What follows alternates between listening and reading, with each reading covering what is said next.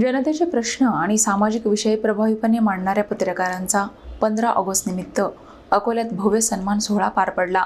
महाराष्ट्र बहुजन पत्रकार संघाच्या वतीने आयोजित या कार्यक्रमाला जिल्ह्यातील सर्व तालुक्यांमधील पत्रकारांचा उत्स्फूर्त सहभाग लाभला। ग्रामीण आणि शहरी भागातील जनतेचे प्रश्न, सामाजिक विषय आणि विविध क्षेत्रातील घडामोडी प्रभावीपणे मांडणाऱ्या पत्रकारांचा गौरव करण्यासाठी महाराष्ट्र बहुजन पत्रकार संघाच्या वतीने अकोल्यातील हॉटेल सेंट्रल प्लाझा येथे 15 ऑगस्ट निमित्त भव्य पुरस्कार वितरण आणि सन्मान सोहळा आयोजित करण्यात आला। या कार्यक्रमाला अकोला जिल्ह्यातील अकोला, अकोट, बाळापूर, बार्शी टाकळी, मूर्तिजापूर, पातूर आणि तेल्हारा या सर्व तालुक्यांमधील पत्रकारांची उत्स्फूर्त उपस्थिती होती। कार्यक्रमाच्या अध्यक्षस्थानी लोकजागर मंचचे संस्थापक तथा भाजप नेते अनिल गावंडे होते।